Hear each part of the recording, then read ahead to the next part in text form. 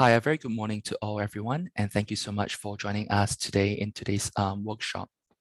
We'll spend a couple of minutes waiting for more participants to join before we start. With approximately about 1,000 participants at the moment, so we'll just wait for a couple more minutes. In the meantime, if you have any questions during the workshop itself, please type them within the Q&A box that you see in the box in front of you.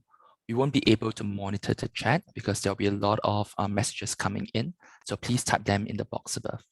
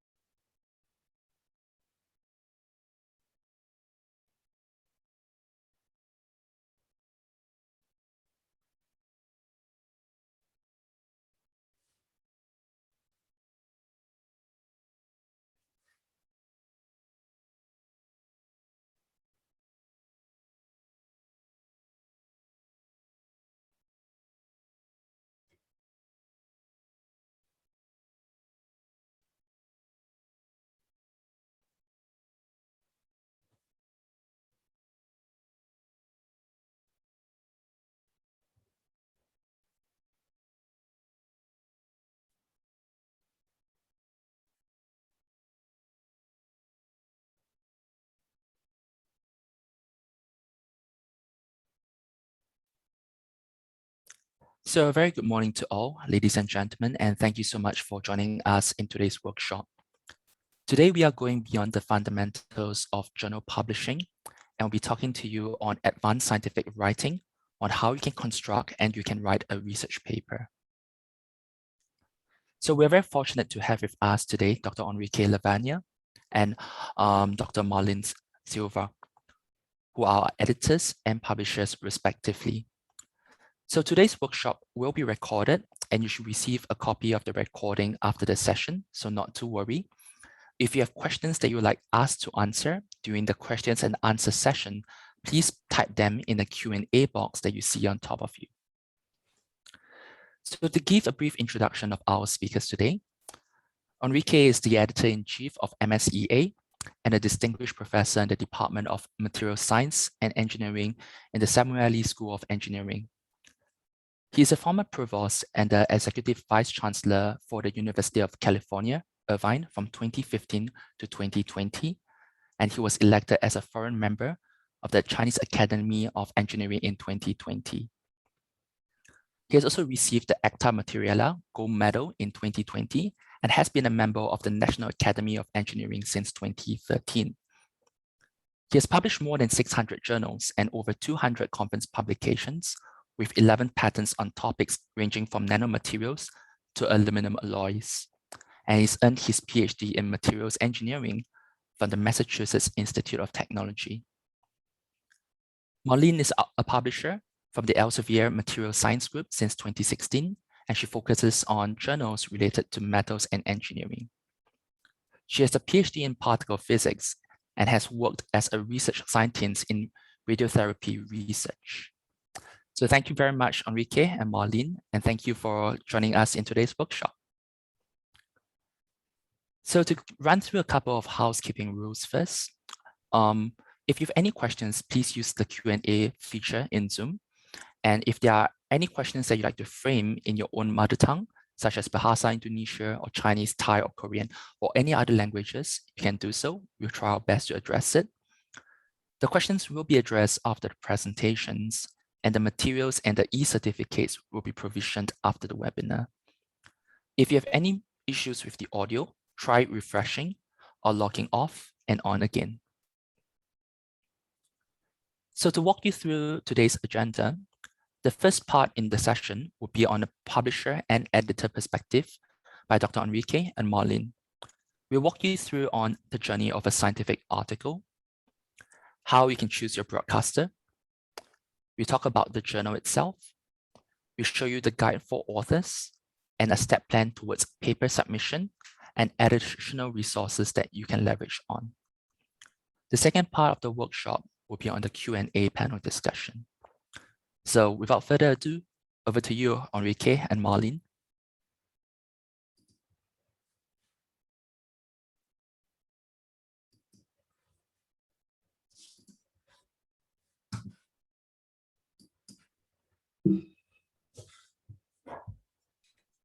So, hello, everyone. So Marlene here.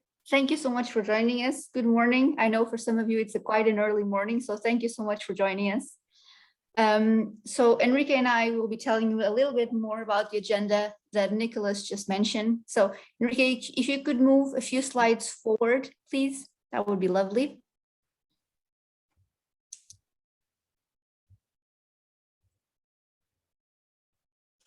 And one more, please. Thank you so much.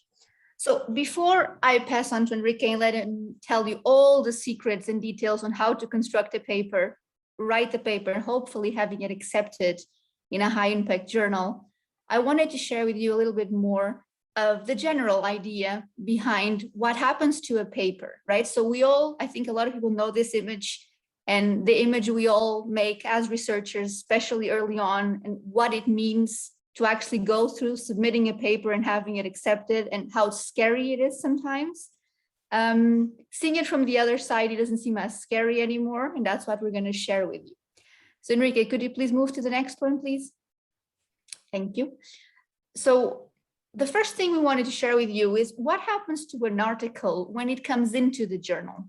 So once you've done all the part of writing the paper, submitting it, what actually happens? So if you look on the top left-hand side where you see the gentleman with the paper in his hand being handed in, that's what we call the submission, right? So the paper gets submitted and goes into the system of the journal. And the first step of a journal like Material Sciences and Engineering A, MSCA that we're talking about today, or any journal of the same size, the first step is a screening process. So we have a screening team that goes through all the papers that get submitted, and our team screens for content, novelty, plagiarism, language, and whether or not the content is suitable for the journal that we're talking about.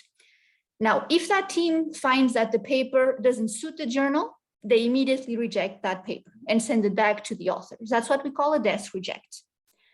If the paper is found to be suitable enough for the journal, then it's passed on to our handling team.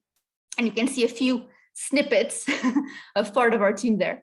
And then our handling editors will do a deeper second evaluation of the paper, and then again, decide if this paper should be rejected because it doesn't suit the journal for several reasons, or if it should be sent out for review. And that's the next step. The paper gets sent out to review. In the case of MSCA, we want to have at least 2 review reports per paper to make sure that it's a very well-informed decision. The review report comes back to the editors, and then the editors make a choice based on the input of the reviewers, which are experts on the field. And then as authors, you will get the final decision, which is typically a revision or an acceptance or also a rejection. So that's the cycle and how it goes when an article comes into the journal. So now that we talked about what happens when it comes to the journal, I wanted to tell you a little bit about how to look at it before it actually gets there. So Enrique, if we could move to the next one, please. So we've been through a bird's eye view of the whole journey, but when you're writing a paper, when you're starting to write the paper, or even considering writing the paper, what do you want to look at first? What are the things that you want to pay attention to? Let's have a look. Next slide, please. Thank you. So the first part is when you're deciding that you need to write your paper, you want to write your article, you need to find a place for it to be published, right? So how do you choose where you go? So the first thing is to talk to your community, right? And if it's one of your first papers, if it's a new paper because you've changed areas, because you moved from the fundamental research to doing applied research, for example, sometimes it's tricky to find out the house that is the most suitable for your work. So talk around to people, ask for advice, talk to your supervisors, your colleagues, your peers, do research, try to make sort of a roadmap for yourself of which work goes in which journal to try to help you out when you're making your decision. Now, something else also to think about is what kind of story do you want to tell? Do you want to submit a research article, the traditional research article? Do you want to submit a review article, which in most journals, including MSCA, is typically invitation only? It's very rare that it's a normal submission. Do you want to write a short communication, the style that some journals call a letters journal? Do you want to publish your preliminary research? And a lot more options. So that's something that has been changing a lot in the last decade, that there's a lot more places you can choose to go to publish your article, right? So one of the examples of the images here, the bottom journal that you can see with the big name Materials, it's called Results in Materials. And it's a family of journals. There's also results in physics, results in mathematics, results in engineering. And the idea of these journals is that they are more inclusive, for example. So not only do they publish preliminary research, they also publish, for example, negative results, which is something that a lot of the traditional journals won't do. So things have evolved quite a bit. So make sure you look around for something that is suitable to whatever you want to show as your work. And the last aspect links directly to this one. It's a different kind of article, right? So there are now journals that cater specifically to publishing special articles, for example, data or methodologies or software or hardware. Those are the examples I give you there. In order from the left to right, it's data in brief, methods X, software X, and hardware X. Now, these journals were created a few years ago with the intention of publishing partner articles to the normal, more traditional journals.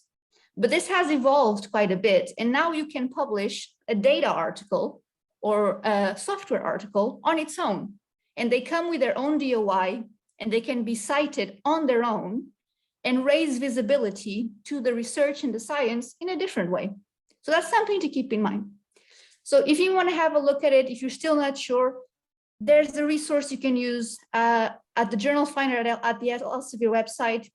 You just go in, you can search for keywords, author names, subject area, field, and it will give you a lot of options of different journals. It will take you to the different home pages of the different journals, where you can read the details about each one, where you have the contact, reach out to the teams to ask if maybe your work is suitable for the journal, which is also something we encourage you to do.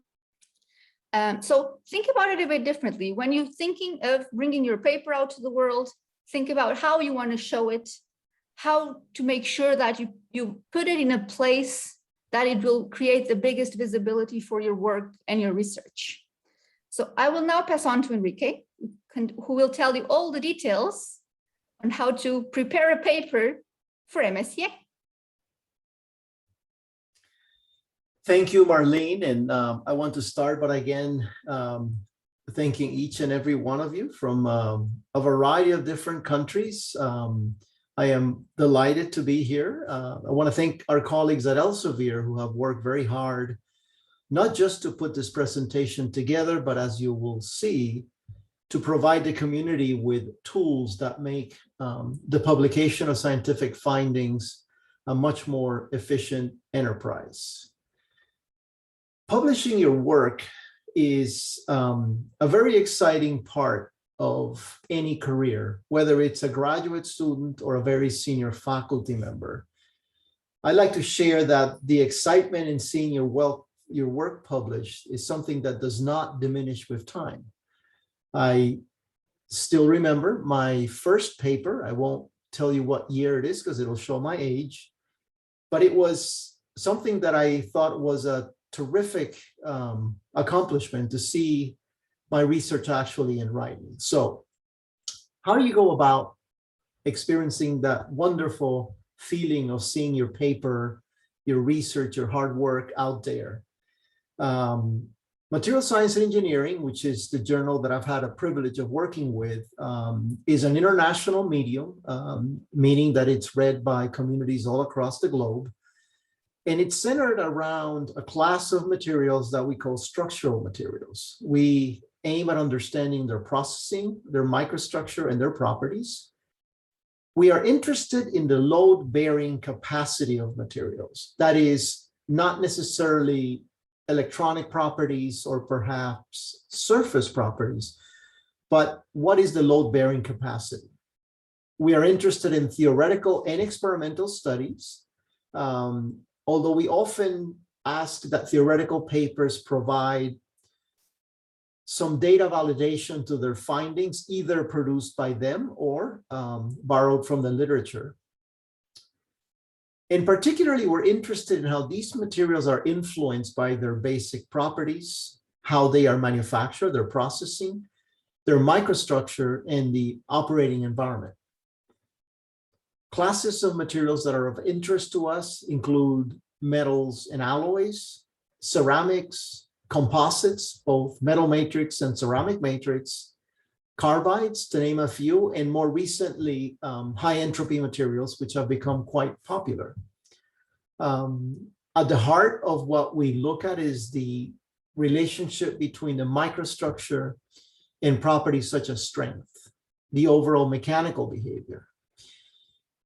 MSEA, like many journals, has evolved over the course of its history. And whereas in early years, we looked at materials such as concrete and polymers, that is no longer the case. And the reason for that is fairly straightforward. There are better and mediums that concentrate on those classes of materials that are more appropriate for publication. Corrosion and wear are discouraged in the sense that we are interested in seeing papers in which perhaps these are secondary properties, but if the heart of the paper deals with corrosion and wear mechanisms, again, they are better suited for other journals that exist, which are more appropriate for publishing these sort of results. Let me say a little bit about our factors. These are the metrics that one considers in trying to decide whether to submit your work to a journal. The CITE score, time to first decision, is about 2.8 weeks. The impact factor, which is a reflection of how widely your papers are being read, is 5.234. Pleased to see that it has continued to increase. The review time is about 4.5 weeks. The acceptance rate has hovered around 21% in the last few years, as you can see from the data in the lower right-hand side of this slide. And your paper will be published in about 0.9 weeks. The top readership currently is represented by our colleagues from China, the US, and India, although there are many countries represented. And should you desire to to publish a paper on open access, meaning that it has complete freedom of distribution, there is a publishing charge as shown in the slide. What is the audience of MSc-A, Material Science and Engineering A? And it's represented in our tetrahedron with MSc-A at the center, and material scientists, mechanical engineers, ceramists, and metallurgists. And it's important for you to see this clearly because this is the intended audience of the published paper. So you want to make sure that this is the audience that you are trying to reach when sharing your research results. I have the privilege of working with an absolutely fantastic editorial team.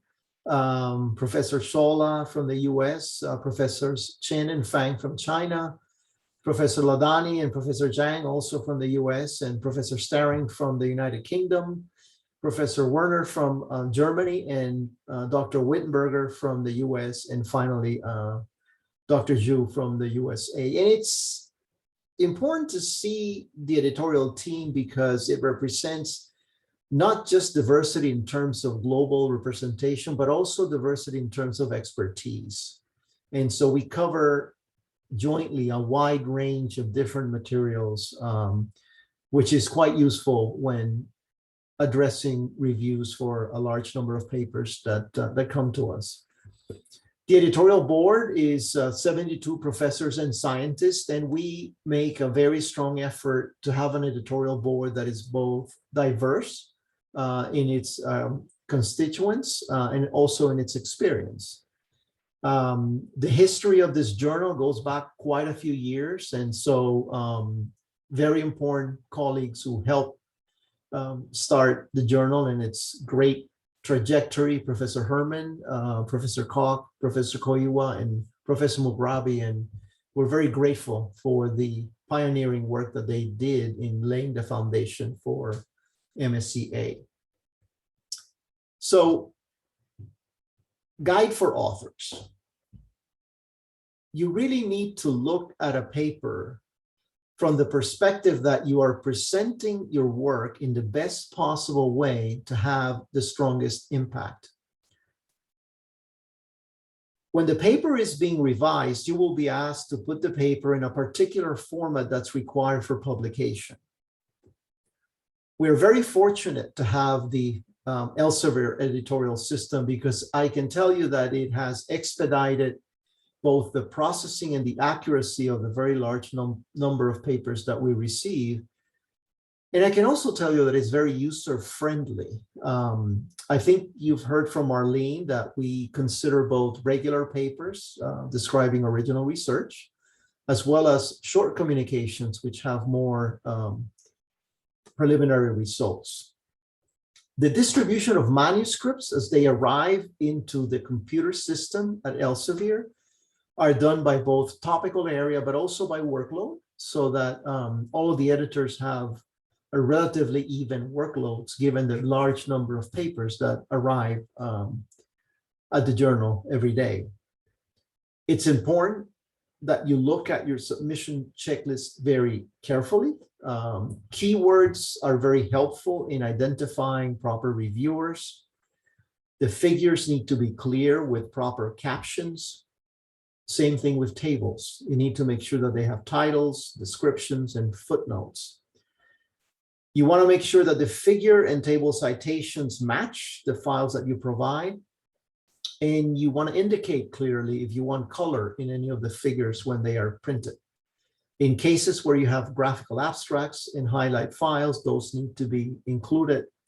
And finally, in some cases, when the authors want to provide additional information, such as additional data, for example, you want to make sure that its supplemental files are part of your submission package. So before you begin, there's a few things to consider. Ethics is a very important component in the life of any research scientist, but it's particularly critical in publishing your work. Understanding the ethical responsibilities of presenting only your own work, of not using material without appropriate citation and referencing, and in working very closely and carefully with your co-author so that everybody is informed and in agreement, is something that we in MSCA feel is very important, because it reflects on the quality of the papers that get published. There's a declaration of competing interest, and there's a note not to convert the docx file. The author signatures are not required, but it has to be submitted. You must declare and verify that the paper is not being considered elsewhere. And it's important that you use inclusive language, that is, avoid descriptors that refer to personal attributes such as age, gender, race, ethnicity, culture, sexual orientation, disability, or health condition. The author contributions to the paper can be assigned their proper roles, as are listed here, from conceptualization to data analysis, funding acquisition, methodology, etc. It's always useful to have a clear delineation of the role that the authors have. Changes to authorship can happen. They are discouraged, and because it causes delays in the processing of the manuscript. And it's always good to remember that it is imperative that everyone agrees to subsequent ranges in authorship and changes, and that there is a good reason to request these changes. There's the copyright, the journal publishing agreement, the role of the open funding source, of this open, of the funding source, open access, if that is desired, and then finally submission. So it looks like a scary path, as you see in the cartoon on the bottom right. But I think you'll agree at the end of the presentation that if one takes advantage of all the tools that exist and follows the clearly laid out road, it's a very satisfying experience in your career. Preparation of the manuscript. So we are fortunate that Elsevier has technical support, and there's a support center that's ready to help you with any queries that you may have. Whether it's references, formatting requirements, questions about peer review. There's a URL in the bottom that shows where this particular slide was taken from, just to illustrate that it's a step-by-step process. When you are revising your submission, you want to make sure that the article structure remains intact, that the title page contains all essential information, highlights, keywords, artwork, tables, references, again, need to be consistently and properly formatted. If there are videos or if there's data that's going to be visualized, you need to prepare and provide that electronically as part of your submission. So let's plan the article using the 10 steps listed here. First, it's the title, the author, and the affiliations. We've talked about who contributes, in what way, what merits them from being a co-author. We're going to talk about the introduction, the methodology, results, and discussion, which in MSCA, we like to have them separate. Some journals blend results and discussion, but we separate them. Conclusions and the abstract, acknowledgements, references, submission, and what happens after acceptance. I think you'll find the cartoons quite informative and funny, but in fact, they reflect very important points. You want to choose the optimal environment. So you prepare a paper that is scientifically sound. The introduction is the beginning of your story, and your article is a story. You want to make sure that the methods that you use are reproducible, as shown here with the couple who's cooking. And tables and figures should be self-explanatory. And then we'll talk about results and finally proper referencing. So step one, who has contributed to the study? Who should be the corresponding author? Let me just spend a few minutes talking about the corresponding author, because in some journals, this is seen as the most important author of the study. At MSEA, we use the original definition of the corresponding author, which is the author that submits the paper and with whom we communicate. We make no assumptions on the seniority of the author. It's also important to note that we limit the number of corresponding authors to one. It makes the process much more efficient.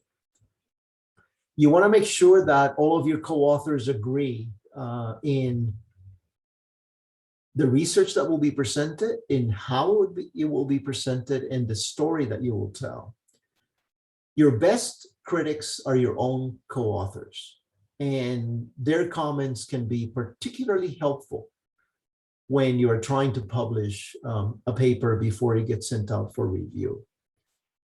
Set up a timetable and deadlines. Everyone is busy, and when you have multiple co-authors, you want to make sure that everyone agrees to the same timetables and deadlines.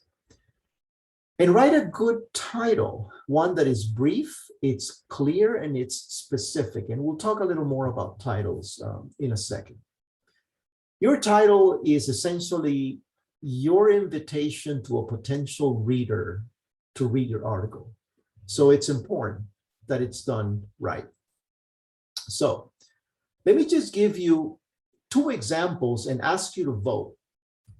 So title for option 1 of this fictional paper is Influence of Temperature on the High, let me move the poll, on the high frequency fatigue behavior of Inconel 718 at 33 Hertz. And title option number 2 is Elevated Temperature Fatigue Behavior of a Nickel-Based Superalloy. And wonderful technology lets me see how you are all voting. And it seems to be a consistent distribution so far of about 70% for title option number 2 and about 30% title option number 1. And does not seem to be changing. We have about 40% of all participants, and it seems to be rather steady. So let's just give it a minute or 2. Want to make sure that everyone can participate.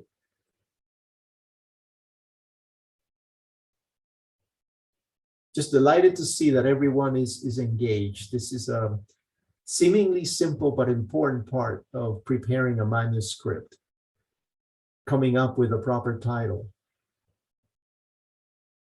This is a place where a good, thoughtful discussion with your co-authors can lead to arriving at a better title than you would otherwise.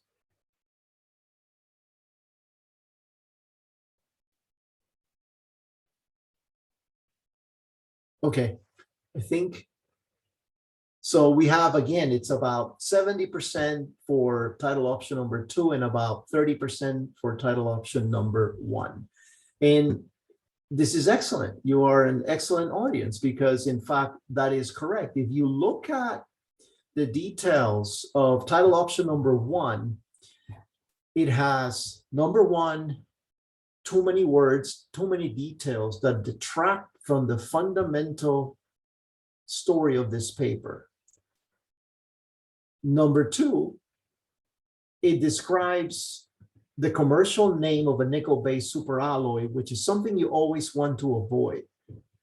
The title should reflect the generic concept, the generic material that you're studying. And so in title number 2, Elevated Temperature Fatigue Behavior of a Nickel-Based Superalloy, you capture the same information in a much more succinct way. So you all get an A for this response. So let's continue. So Step number 2, let's talk about the introductions. This is very important because the introduction is, in essence, a summary of your story. Why is this topic important? So you got past the title and now you read, why should I care about the findings that you're about to present? It's very important to read the literature thoughtfully and completely to make sure that you cite relevant studies so that you can point out why your study is different and why it's important. You want to guide the readers. What are they going to learn from this work? Why is it significant? Why is it new? And then in the summary, what are the research strategies and approaches that you used, and how are these linked to prior art or prior results, as we say in the literature? So putting it in context as to why your findings represent new knowledge, new contributions to the field that you're working on. Step 3, describe the methods, making sure that you provide information on any methods that you use in the paper. Remember, the goal of the methods is to ensure that anyone reading your paper could go to the laboratory and repeat your results. So your goal is to make sure that the readers have a good understanding of the methods. You don't need to provide details when you are using methods that are widely used throughout your field, so you can use proper citations that can appear in major textbooks or publications or standards publications. Citations are always important because citations demonstrate that you are familiar with what is being done in the literature and how it relates to what you are describing. And so, as I said before, based on your experimental section, the reader should be able to reproduce the same work that you are presenting. Illustrations. Illustrations are very important. They say that a picture is worth 1,000 words, and this is also the case in a scientific publication. The illustrations need to be high quality and follow journal requirements, units, spacing, lines, and labeling. Because not only do you want to impress the reviewers and the readers with quality artwork, but because it's in fact much easier to see the importance of results when they are properly presented in the context of a figure. Very important.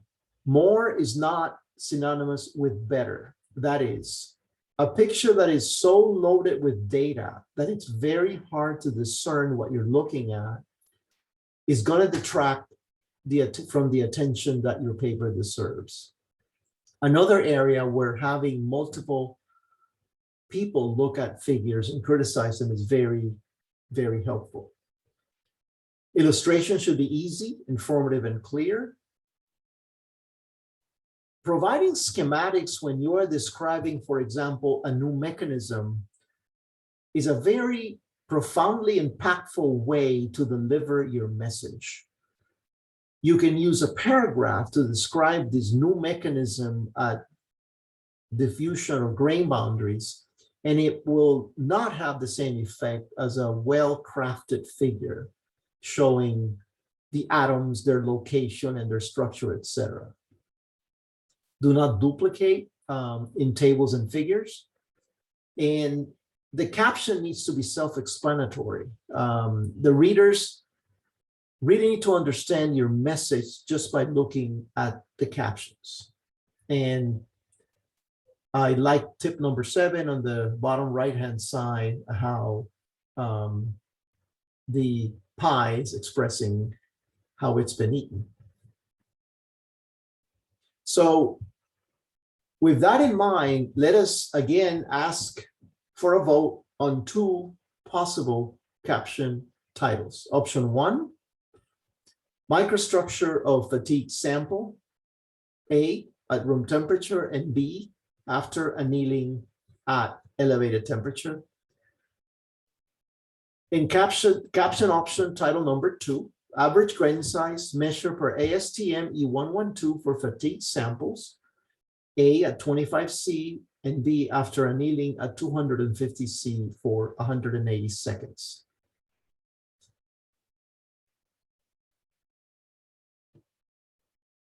It's wonderful engagement of this technology to see, and all of you are clearly very quick at voting, so delighted to see that.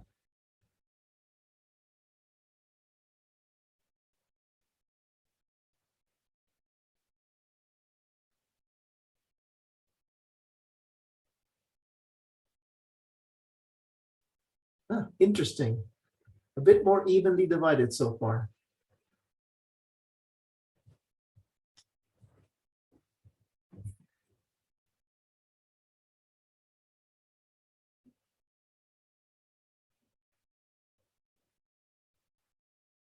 This is again part of the exercise of writing a paper where you can benefit from showing a colleague that might not even be necessarily involved with your paper a figure in a title and seeing if they understand what you're showing them. It's very telling, particularly if they're not familiar with the actual paper.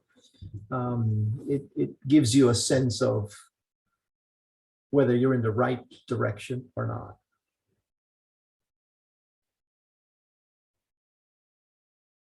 So it's a bit more evenly divided.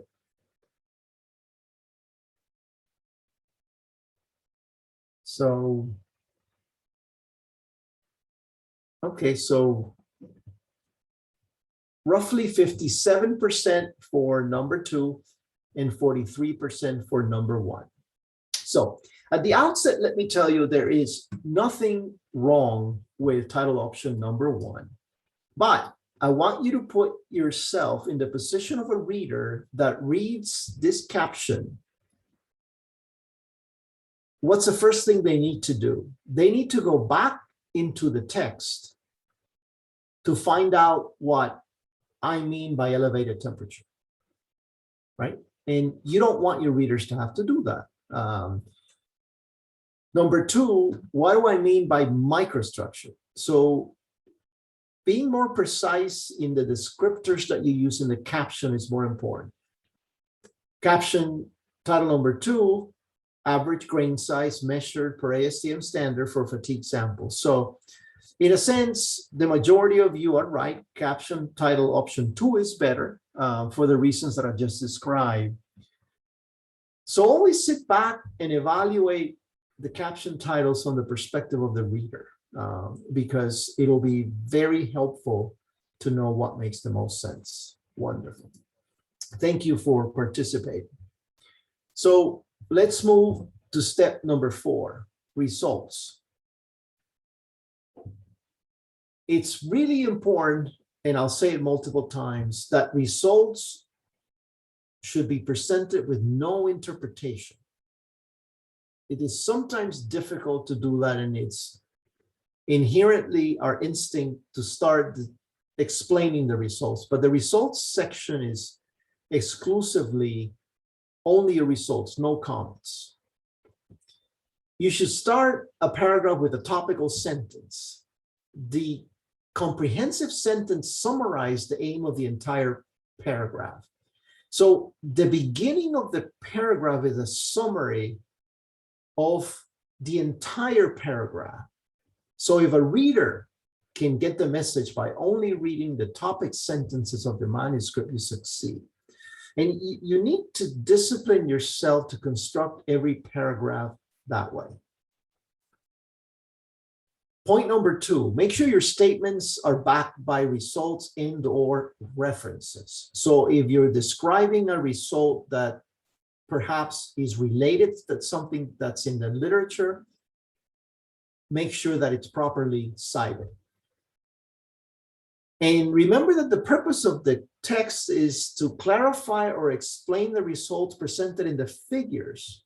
So again, you're guiding your reader. Make sure that they can follow your story. Discussion, and for most of us, this is the most difficult section to write, but it's also perhaps the most important. So some things to think about. What is it that you have discovered? Why are they important? What are the key points that you want to make? Are your results supported by the literature or not? In both cases, you should explain why. And there could be very good reasons why your results are not supported by the literature, but you need to provide a coherent explanation. What are the implications? What are the shortfalls or limitations of your findings? So your findings may be fantastic, but they are limited to only metal X with a particular grain size. There's nothing wrong with that, but that needs to be properly described. And what additional or future efforts are needed? Let me share with you that nothing is more frustrating to a reviewer than speculation. It is much better to admit that you don't understand the results that you have and that they can possibly be explained by A, B, or C, than to try to describe your results and simply say they can be explained by A without proper justification. So speculation should never be part of the scientific writing, with a proviso that you can speculate if you clearly state that you're speculating, and you can discuss the pros and cons of your speculation in the context of other results. References are very important in the discussion because typically other people have worked. And link the different experiments, theory, and prior literature with your work and your findings. Weave in what already exists with the new in your paper. Conclusions and abstract. What are the take-home messages? Why what is it that people are going to walk away from your paper? What are the scientific challenges that remain? And don't make them too long. Always remember the abstract is very different from the conclusions. The abstract is an overall summary of the paper, the work that you're doing. The conclusions describe what you've done and what are the key findings in your paper. The acknowledgements are important. Financial support by the proper agencies, particular research project or programs.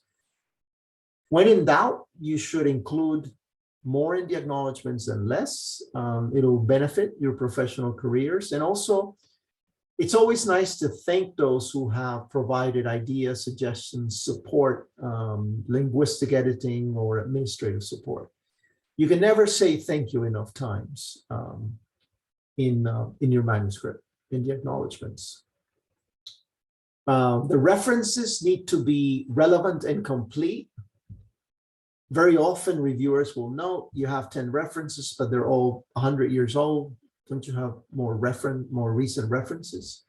Double check the citations twice just to show you how important it is. And once you have completed your manuscript, as I said before, with the title, with the tables, get your co-authors to be critical. Get other colleagues to read it for you and ask you questions.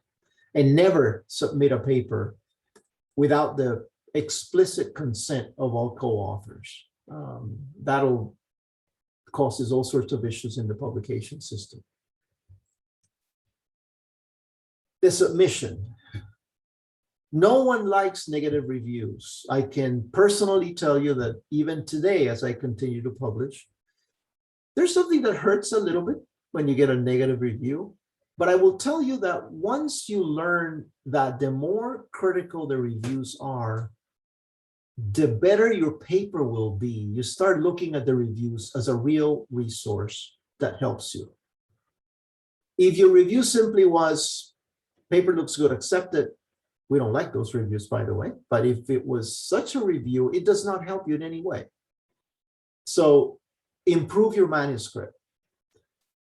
Never resubmit your manuscript to the same or other journal without making the appropriate changes. In the world we live today, with the availability of tools that we all use on a day-to-day basis, it is just very easy to identify when this is the case. And it's never good for the scientific reputation of people who do that. Fortunately, it's not as many as one would think. And again, in bold letters, don't take the reviews personally. They're not criticizing you. They're providing comments on your work. Once the paper is accepted, you're going to get online proofs. Make sure you look at them carefully. This has the URL where it provides additional information. You can get offprints, which you can share with your colleagues. It's a very nice way of sharing your work with colleagues and friends and even family. Many resources are offered by our colleagues at Elsevier. This is one that's particularly powerful. It's called the Research Academy. It's an e-learning platform that provides modules that have been developed by global experts, from research preparation to writing for research, publication process, navigating the peer review, and then communicating your research. 3 latest modules that have been included is building trust and engagement in the peer review, how to prepare a proposal for a review article, and how to design effective figures for review articles. And you can find those at the URL that are at the bottom of the slide. Take advantage. These are very powerful resources. There's also another one, Fundamentals of Manuscript Preparation. There's 4 modules, and you'll learn an introduction to the publication process, how to build an article, and how to write a great abstract. And again, these are all available at the URL that is in the bottom of the slide. This is a tremendous resource to not just first-time writers of manuscripts, but even after you've been doing it for a while, just to refresh yourself as to the elements that make a paper successful. And with that, I'm like to open it for questions and answers. Thank you so much for your attention. Thank you so much for this, Enrique. That was very illuminating, and thank you so much for sharing with us your insights as an editor.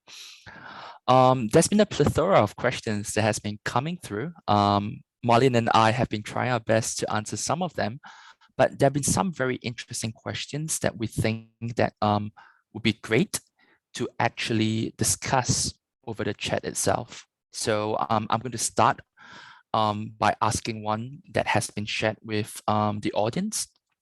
So would it be possible, how would you share some tips to identify key topics that you can use to initiate research into trending research areas?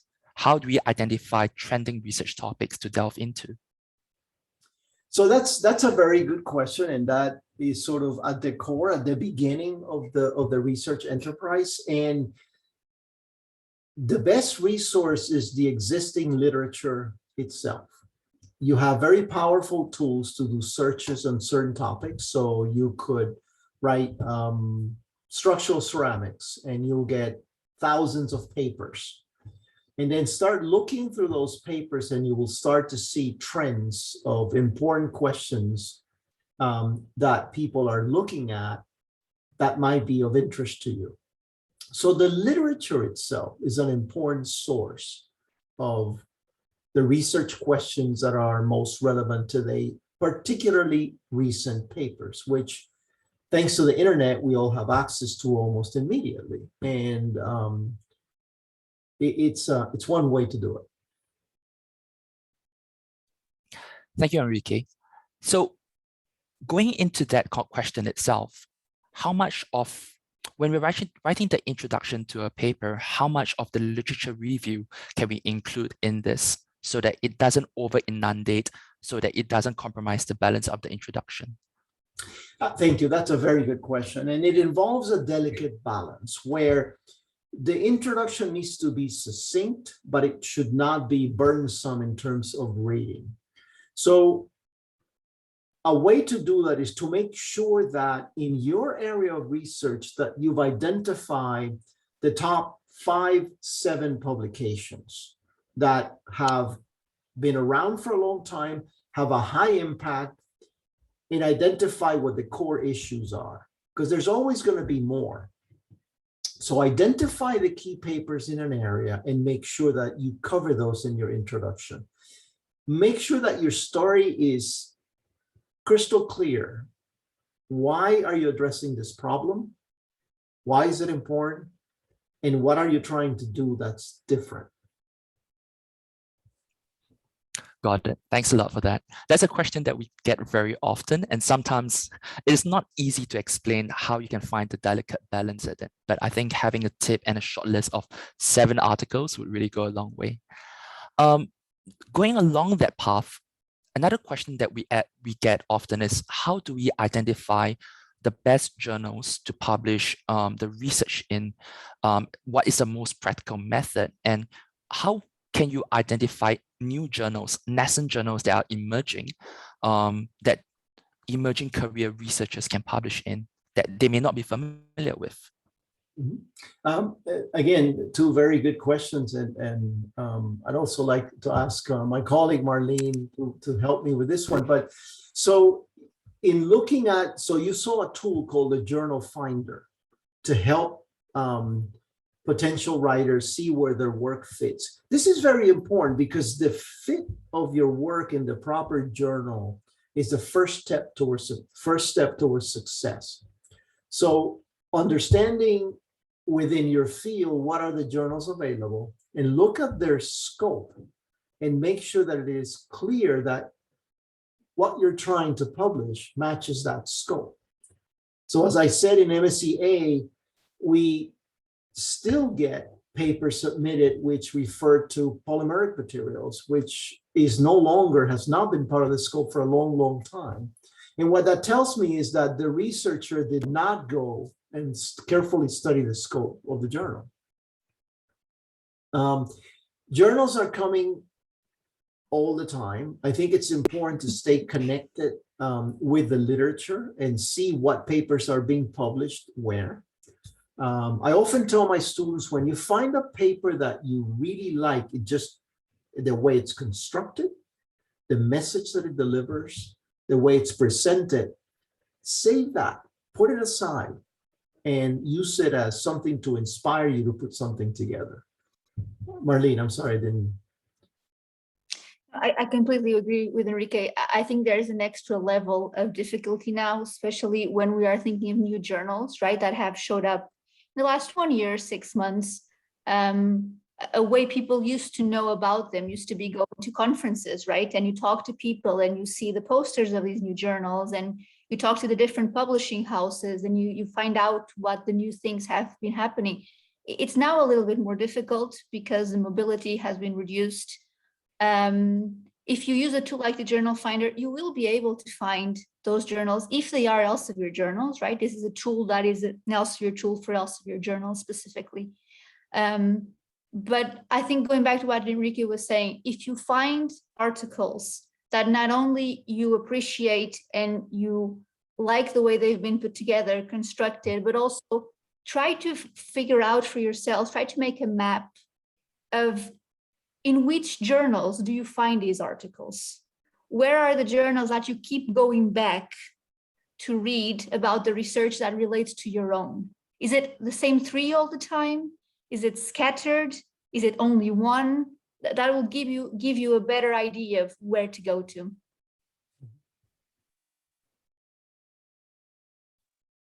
Got it. So one of the other questions that has come up actually, and I think this is very relevant. There's been many discussions these days about Go Open Access. And I think within Southeast Asia and APAC, this is also a very new topic. A very key question people tend to ask is Go Open Access optional? Is it compulsory? Why would I want to publish in a Go Open Access journal, etc.? So can you share with us your thoughts on this? I think Marlene is our open access expert, so I will cede my time to her. It's a very important topic, you're right, and we spent a lot of time discussing it, but I know that Marlene is actually a leader in that area, so you'll benefit from her response. So right now, each journal will give you different options, right? So there are journals that are exclusively open access journals. Results in materials would be an example of this. Materials and design, for example, would be another example. Open ceramics, another example.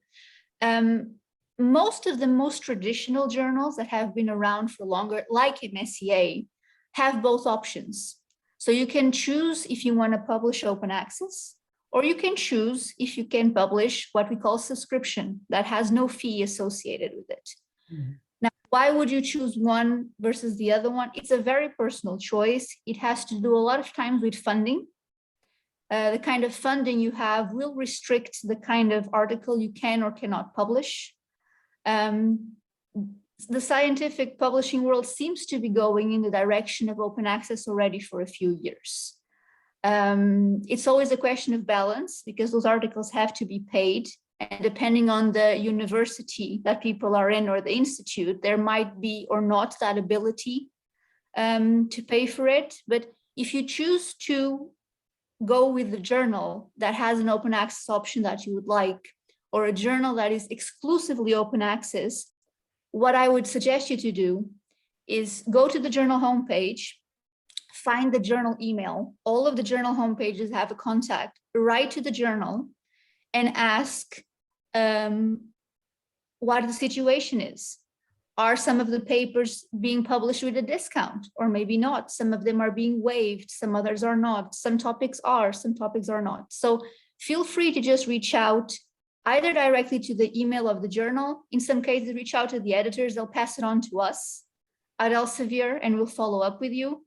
It's a tricky choice. You know, if you take MSEA, we know the fee is a very high fee if you want to pay for an open access article. Most researchers don't have that ability. But also keep in mind that there's been a lot of negotiations going around the world with different parts of the world, with Elsevier and other publishing houses, where there are deals in place that will allow different researchers from different institutions to publish open access without paying those fees. So just search around, talk to your institution, and see what's available. Sometimes there's a lot more options available than what we know individually as researchers. Thanks a lot for this, Marlene. So I'm going to jump into the presentation itself. There were some questions with regards to the titles and the illustrations. So one specific component on the title is that the researchers were communicated that it's important to specify the exact material that they're working on. So, and this is a bit similar to what we talk about with regards to introduction. How specific should the title be versus how generic, so as to speak, should the title be? What is a good way to find a balance between both ranges? That's a really good question. And again, that goes back to the suggestion that we made to make sure that whatever title you select, you have a good, healthy discussion with colleagues, both co-authors, but also non-co-authors. The title should always avoid having trade names. So if you're working on a specific alloy designation, it's best not to include it in the title. If you can use a descriptor the way it was done in our presentation, nickel-based superalloy versus Inconel 718, everyone knows that they're sort of one and the same. But the Inconel 718, even though that's a topic of the paper, it just distills the focus into the title and being just too specific. Because after all, from the behavior of a nickel-based superalloy will follow that Inconel falls in that class. So you want to have enough specificity to attract the attention of the reader, but not enough that you're putting down details that are not necessary for the title. So fatigue behavior at 33 hertz. You don't need to put 33 hertz. Fatigue behavior, if you want to know the frequency, you can look at the paper. Got that. And this also applies to illustrations as well, because that was an example that we went through as well. When we're doing illustrations, does it make sense to be much more specific in this case? It depends what you're trying to describe. I think the key is, what are the scientific results that you're trying to highlight in the illustration? And you might need for it to be very specific if you're describing a phenomena that takes place at a scale that requires enough detail. Or it might need to be more general if you're describing a set of strength strain curves, for example, right? So it depends on the message you're trying to deliver, but the fundamental need is that it needs to be clear. Got it. So we have one question that I think is very interesting, and this covers more or less on the commercialization with regards to research. That's something that comes up quite often these days as well. So the specific question would be, how can we publish data or materials that are not currently intended to be patented, but they may have commercial value, and how do we, which cannot be named explicitly as of the moment. So will the characterization of the material be sufficient with a pseudonym or a generic name for the material instead? That's a very interesting and delicate question. I will share with you that reviewers react very negatively if you cannot provide the composition of the material that you're trying to publish, because you understand their perspective. Then how do they know what is the applicability of the findings to other types of similar materials? So it's really best to cover yourself with either a patent application that you can just cite in your paper and be able to provide sufficient information to the particulars of the chemistry, for example. It's the same with processing. Reviewers react very negatively to a description in methods that say, and we process this material using a special method, but it's being patented and we can't describe it. And that tends to lead to very negative reviews. Marlene, I see you're smiling, please. It does indeed create some issues. In the past, some people have opted to share some of this data in what we call supplementary materials in our journal, right? So it's added materials that don't go with the initial submission, but it's extra material that's available. It has raised very serious discussions in many articles. It has taken to the retraction also of several articles, because often companies involved with the patent don't authorize the sharing of the data. And research data and patented data is quite different. And also it's quite different legally from country to country. So it is quite a delicate matter. Marlene, last Friday when we were discussing about this workshop itself, there were some questions that we were talking about internally, right? And since we're talking about research data, a question we tend to get often is with regards to salami slicing. So one question, sometimes there'll be areas of research where perhaps the method is the same, but the materials will be different. That is, of course, not salami slicing. But how do we err on the side of caution so that this doesn't happen? So I think Enrique is better suited for this answer than me, so I'll pass it on to him. Thank you. No, and that's a very important question. I think that you avoid falling into that trap by focusing on phenomena, what is the phenomena that you're trying to study versus I made the material this way and I got these results. And I used this method, and now I'm going to make this other material this way, and I got these results. There's no depth to the phenomenological aspect of that paper. And again, reviewers see that very, very quickly and react very negatively because it's just very easy to do a quick literature search on the topic and see that the author has 3 other papers with the exact same method, looking at the exact same properties. And so focusing on what is the interesting phenomena in your story that you're trying to study, to reveal, to discover, avoids that.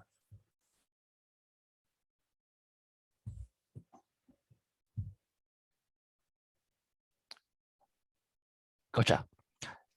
So this audience has come up with a multi-part question. So I'm going to read them. I'm going to try my best to summarize it. So this is a very smart audience, Nicholas, I can tell. They have definitely tried their best to make it worth their while, I must say. So this one here has a question, multiple questions. So I think this comes from, say, an editorial and publisher perspective. So the first part would be, how does a journal choose its editorial board members? Can a researcher apply for this? That's part one. The other part would be, what is the impact of the review process when one of the authors of the submission is an editorial board member of the target journal? How do we deal with the ethics with regards to this? And this one is a bit more controversial because some papers were rejected due to not having citations from the target journal. And will citing more references from the target journal help the submission to be accepted? You want me to start, Marlene? I'm sure you have much to contribute. Let me start by the third one, and then Enrique can focus on the other ones. It's a very delicate balance. When you are referencing work, you should reference the work that has the biggest connection to your research and what's the base for your research. From a practical standpoint, journals look at internal numbers called self-citations. So when a journal has too many citations of papers in that same journal, that becomes a problem because to the outside community, it's seen as a journal that is trying to grow itself on purpose.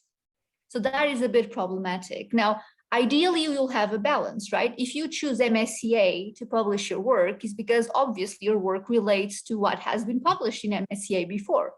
So of course, there might be some references. Probably there are references in MSCA. Should there be exclusively references to with MSCA? No. And I can tell you, Enrique will be the first one to say no as well. And he can elaborate on that. At the end of the day, you reference the work that is the most significant to your research. And it will be a balance in certain cases. In some cases, you'll have more papers from the journal itself. In some cases, you won't.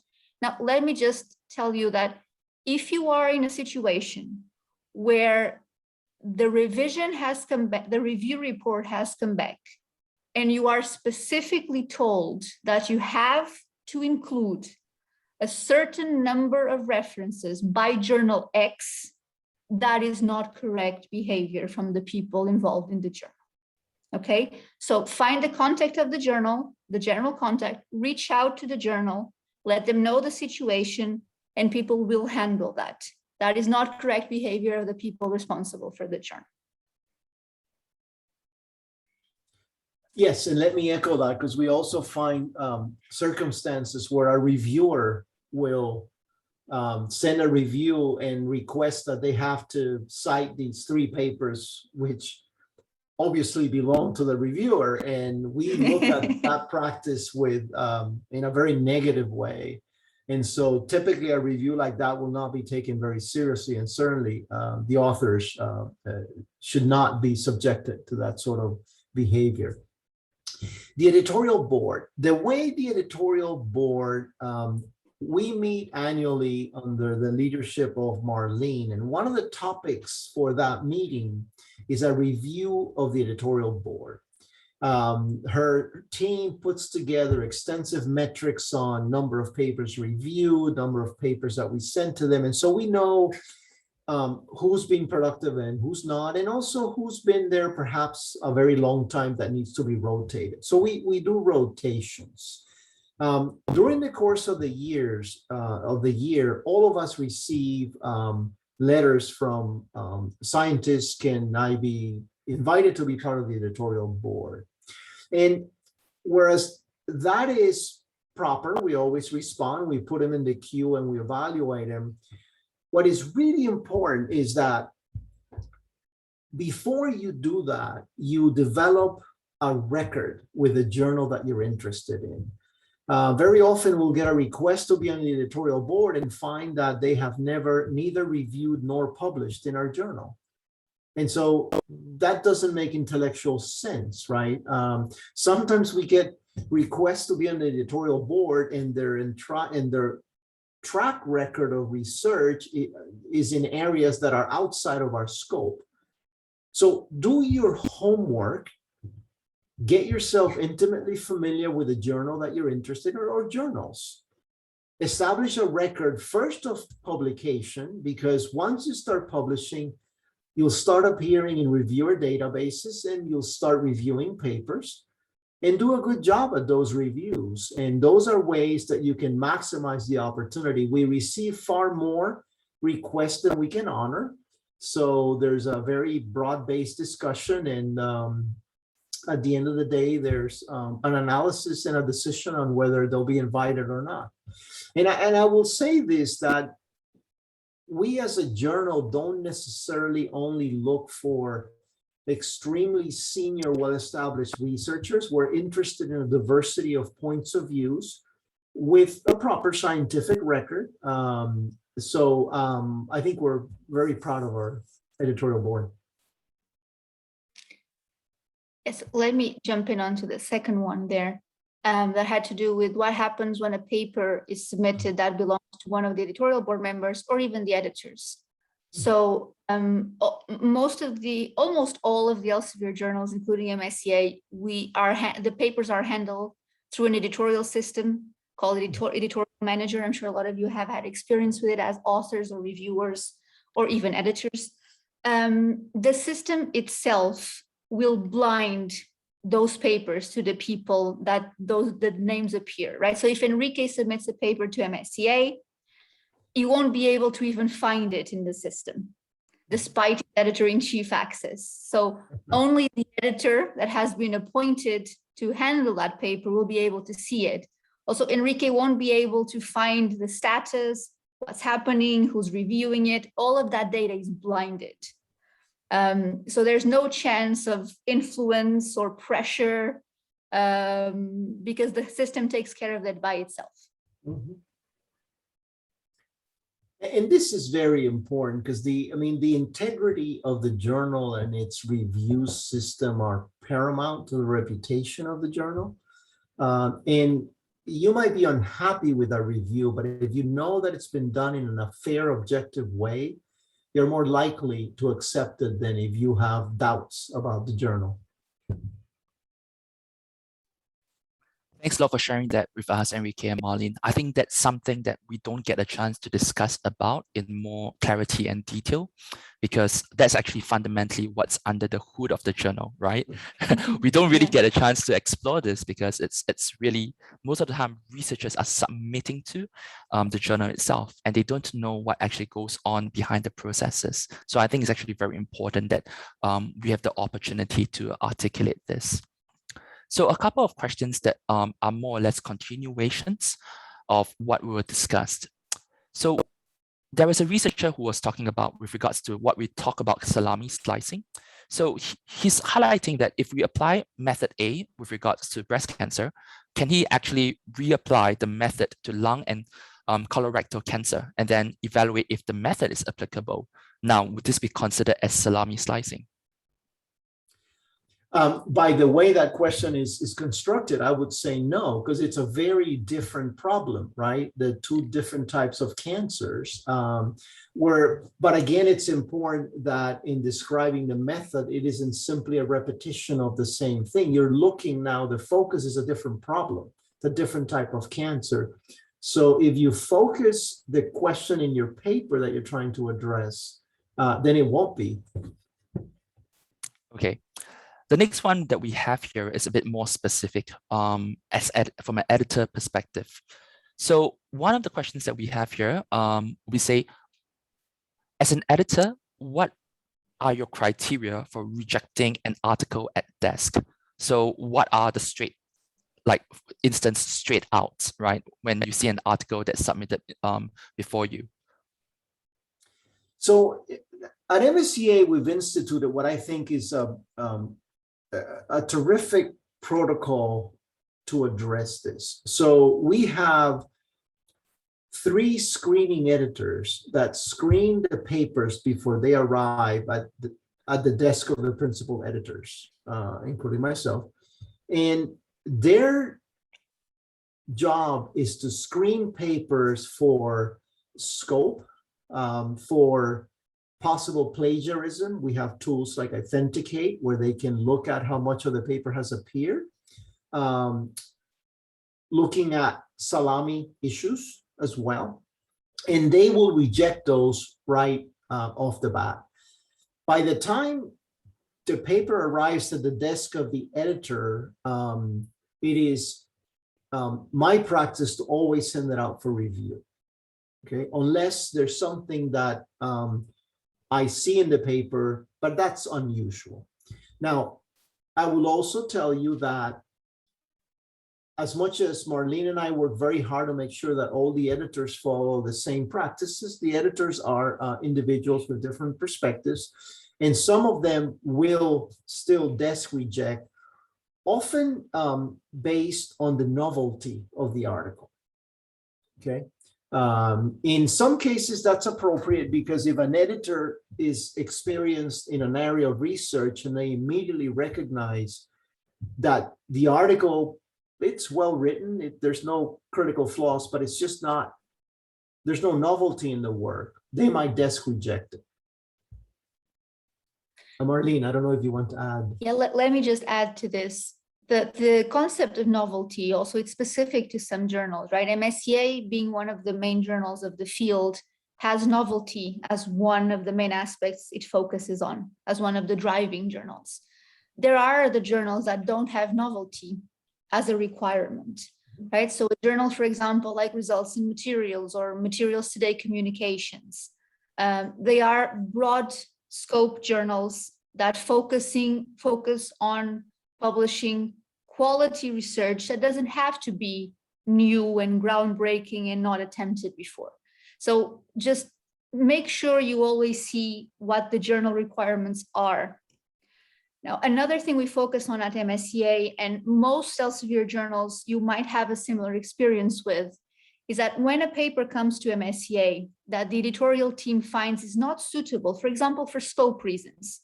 Let's say it's a paper that focuses, for example, on corrosion. The editors have the option to reject the paper, but suggest a transfer to another journal that focuses on corrosion.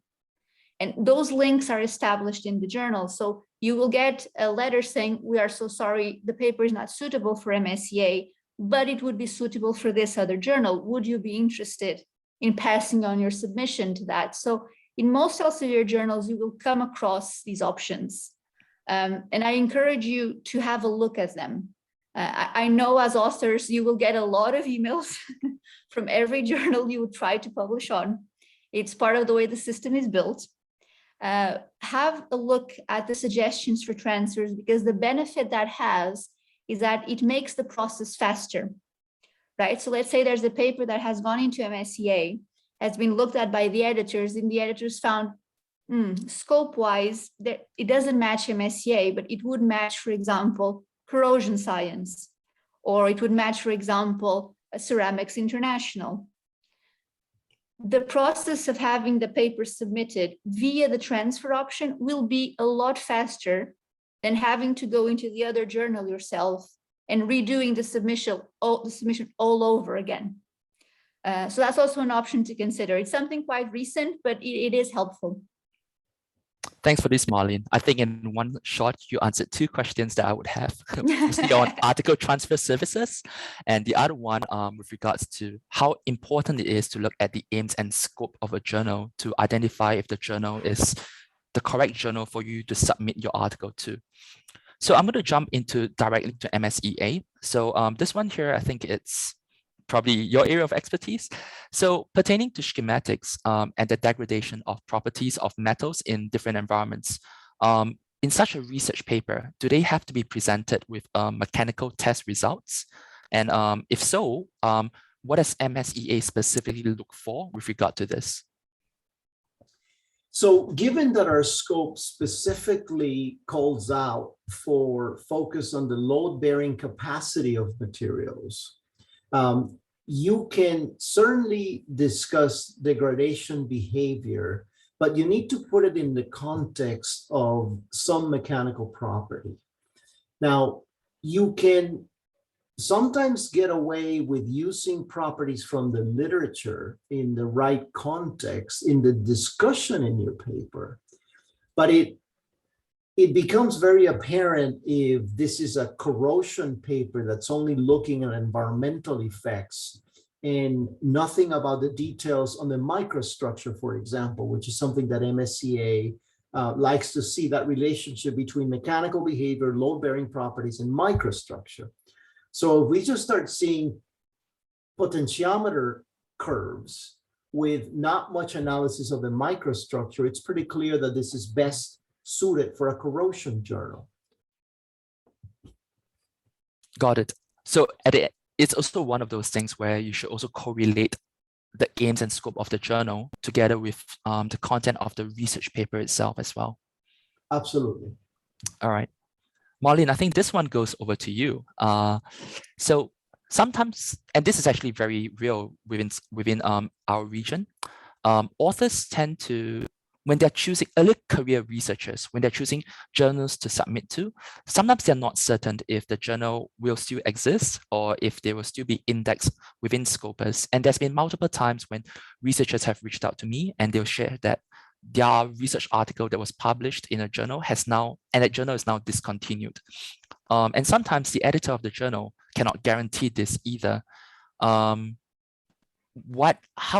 can you ensure that authors are able to submit their manuscripts to a journal where it will not be discontinued?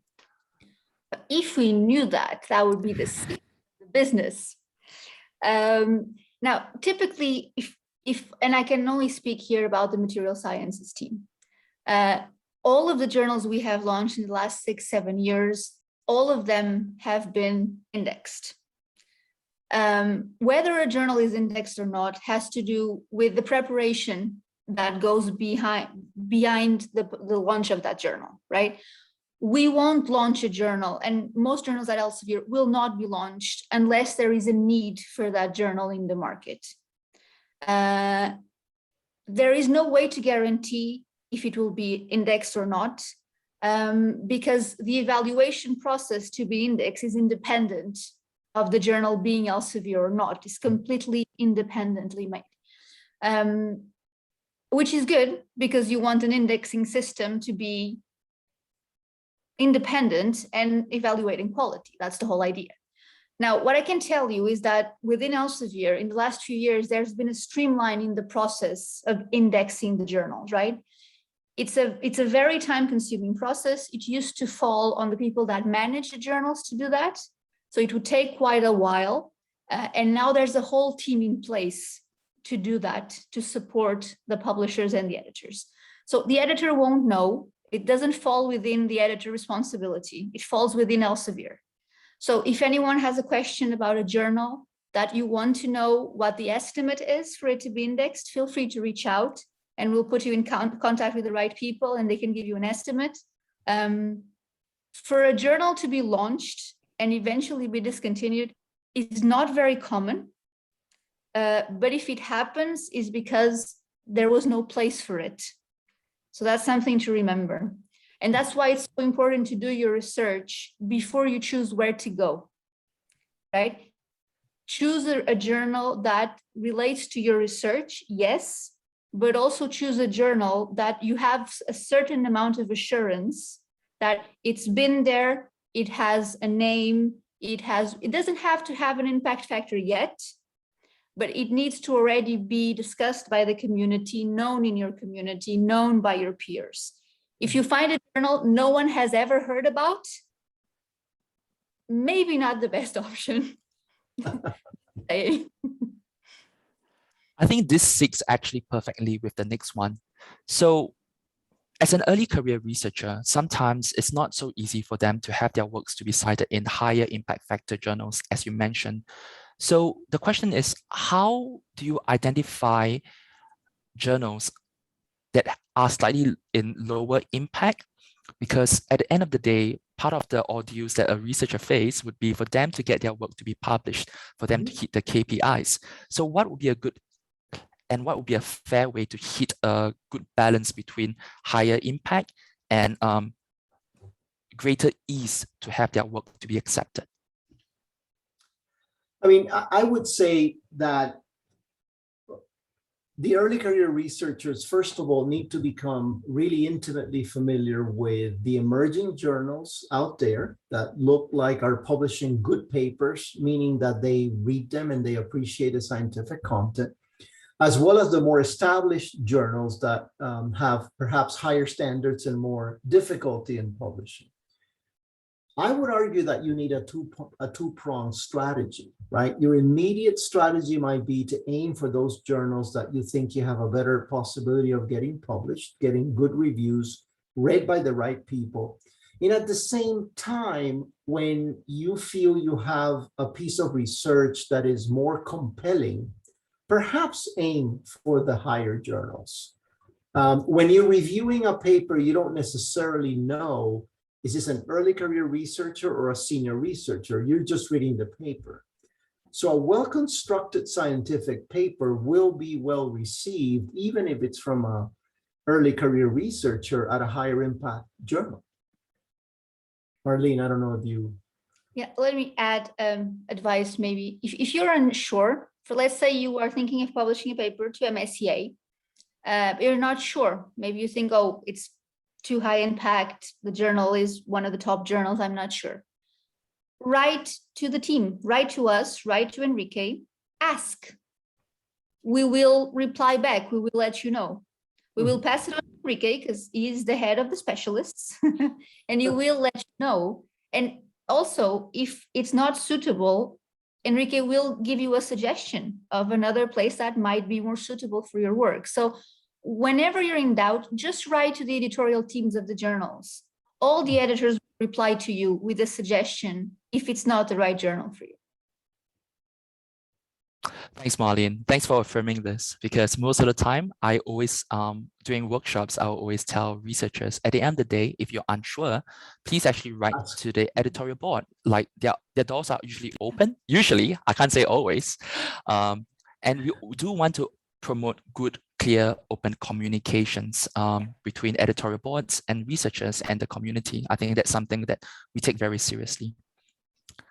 Another question that comes out is, how do we tie in past research? How do we cite our past research to link past, current, and potential future research without oversighting ourselves?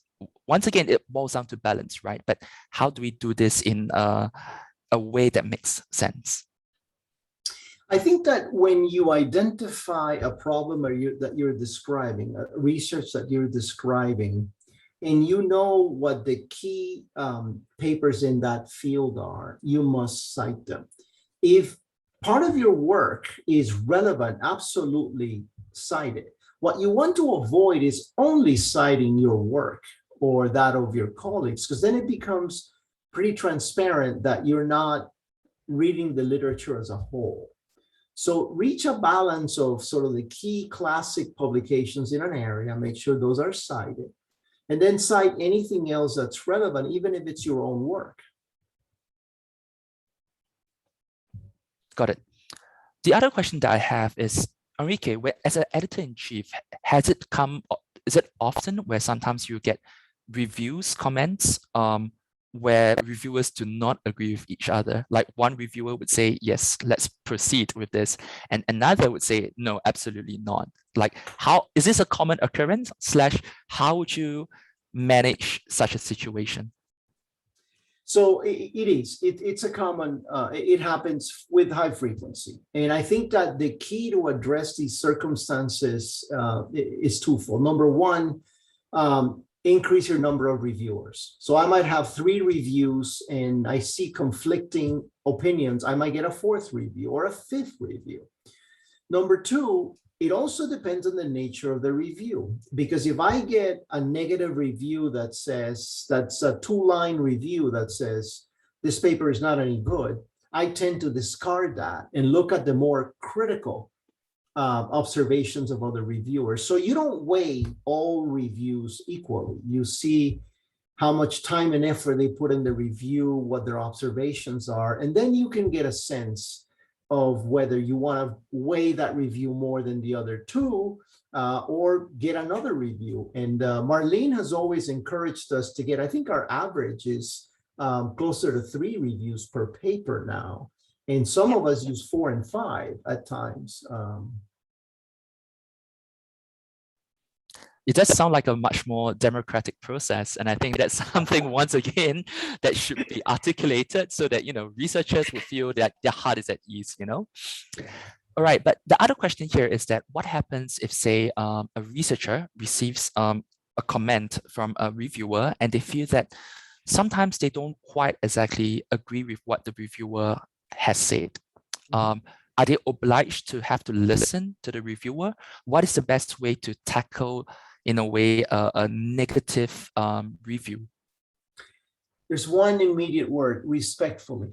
I think that you are absolutely have the right to disagree with a reviewer, with a proviso that you provide your thinking and you can outline why you think that perhaps the reviewer did not interpret this data the same way we're interpreting. And it leads to a respectful dialogue. What you don't want to do is write a response that effectively insults the reviewer and puts them in a position to continue to be negative. I mean, at the core of all of us, we are scientists, so we look at things with a certain degree of objectivity, and we know if the author has brought up a factor that as a reviewer we were not considering or thinking about, and the same way the other way. So you mentioned earlier during the session itself, when you're looking at the journals, there are some key metrics that you tend to look at: site score, impact factor. So, and within Southeast Asia, there tends to be SJL, Scimago Journal factor as well. So there are many indices in this case for ranking a journal and article, and sometimes impact factor seems to us like the most predominant metric to choose to submit to. So what are your thoughts on journal metrics? Marlene, you want to start? I think it's a good place to start. I don't think it's where you should stop. Journal metric is an indication of the impact that journal has had in the last few years, because it measures the citations those articles have, the articles have had in a normalized fashion. So you cannot just put it away and say, oh, I don't care about the impact factor, I don't care about the site score. I know a lot of people do. Fair enough, it's an opinion. You need to balance it out, right? If, let's say you're between 2 journals, one has a slightly higher impact, but the other one will make sure that you have a larger readership to your work. What do you want? Do you want a larger exposure of your work? Or do you want to just publish in a journal that has a higher number as impact? I think it's a very case-by-case choice. Enrique mentioned that a lot of us are scientists, so fighting away from the numbers is difficult, right? If you have a number that says, oh, this is better than the other one, we tend to follow up with it because it's a bit natural to most of us, but it's a balance. at the end of the day, try to find the place that you think is the best home for your work. And it might be a combination of the impact of the journal, the readership of that journal, the speed of the journal. Maybe you need to have your work published quite quickly. And maybe that very high impact journal takes 3.5 months to publish a paper, right? And you are in urgency because your PhD will be ready soon and you need the article to be out. So it's a measure of several things. Just be sure to balance it out.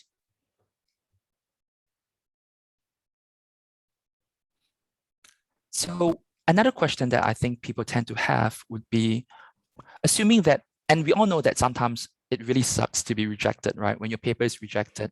So what is the best way to actually deal with a rejected paper? And in this case, if you do follow the recommendations provisioned to you by the editor and the reviewer, would it make sense to submit your article to the same journal again? So I'll start if I may. So, I mean, it depends on the nature of the reviewer comments. Sometimes the reviewer comments are very positive in asking for changes that truly make sense and strengthen the paper. Sometimes the reviewer comments are such that there's a strong criticism of the originality, perhaps.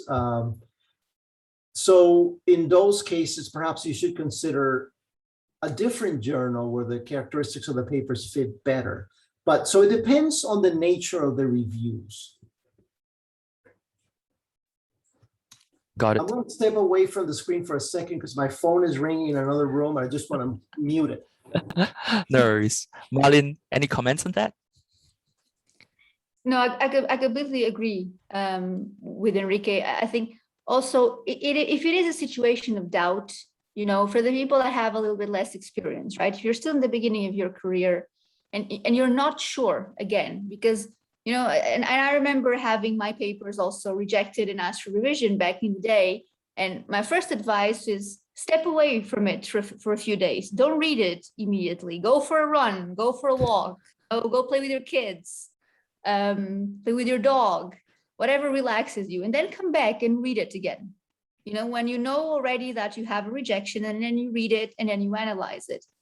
Again, if in doubt, write to the editor of the journal.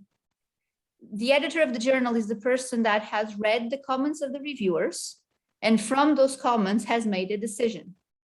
So feel free to always write to the editor and say, look, I'm confused by this. I'm not sure by this. If I address X, Y, Z, would it make sense to resubmit to your journal? Just ask them. Most editors will reply to you, will give you advice. Most editors also see themselves as mentors to the community. Enrique is a wonderful mentor to the materials community. So I'm sure you can speak a bit more of that, but part of the role also is to mentor the younger people into becoming good at publishing their work. So Marlene, I'm going to ask you this question, slightly loaded, right? But since we're nearing the end of the session, it should be safe to ask you this. So we tend to have quite a number of questions on APCs.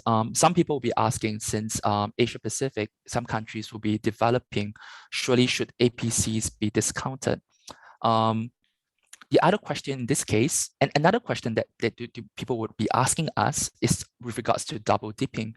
So for instance, if an author pays full APC undergo open access, right? Or perhaps a subscription journal, what % of the APC budget, right, will be spent to promote the published paper? So I think this is a good opportunity for you to share with us on how APC is being handled.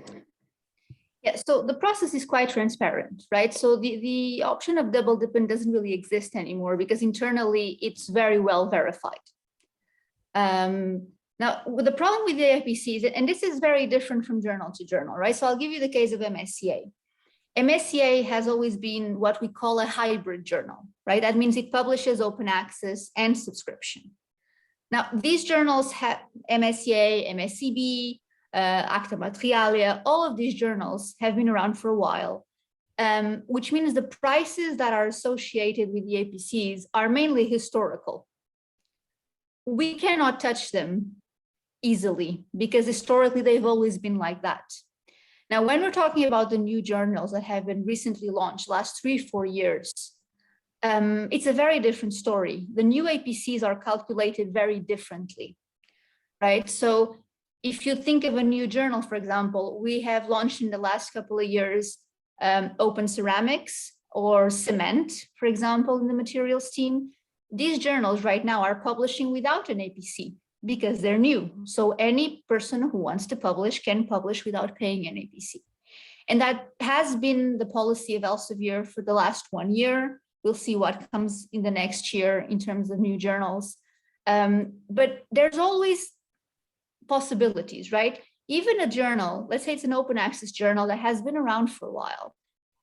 If they decide they want to do a special issue, for example, often the special issue of an open access journal will not have an APC. So you just have to search around and ask, and again, feel free to reach out to the journal. The level of the APCs is becoming more standardized, right? So if you guys look around and look at Elsevier, Springer, MDPI, all the prices are very well aligned right now. There's not the discrepancy that used to happen like 5-6 years ago. It doesn't exist anymore. There are journals that tend to have a more regional focus. So for example, I can give you an example. There's a journal that we have called the Journal of Materials Research and Technology. The journal that was started in Brazil almost 10 years ago. Fully Brazilian originally, now became a very large international journal. That journal still has an APC that is geographically dependent because it was created for a specific region. So people who publish from Brazil still have benefits that the rest of the world doesn't have. The same happens with some journals that originated in China. That Chinese researchers have benefits that American researchers won't, right? And this applies all over the world. Each journal, it's its own case. But if you are looking to a journal that is still young, it's still waiting for its impact factor, the chances that the APC is discounted or even completely waived in an Elsevier journal is very high. Just have a look at the guide for authors. You have a little tab on the left that says open access, click on it, and you have all the details of what the situation is in the current moment. Thanks a lot for sharing this with me, Marlene. That's something which I didn't know as well. So it's about 10:48, and I'm going to end the session with one last question. And I think this actually is quite useful for researchers. So how important is a cover letter? And how can an author use a cover letter? And how much effort should they actually spend in constructing the cover letter? Or do you think that the content of the manuscript will speak for itself? So if you think, it's a very good question and one that doesn't come up often, even though I think it's important. Your cover letter is your first impression of your interactions with the author. A poorly constructed cover letter could be interpreted as the author not paying attention to details. The editor's name is misspelled. The journal is misspelled.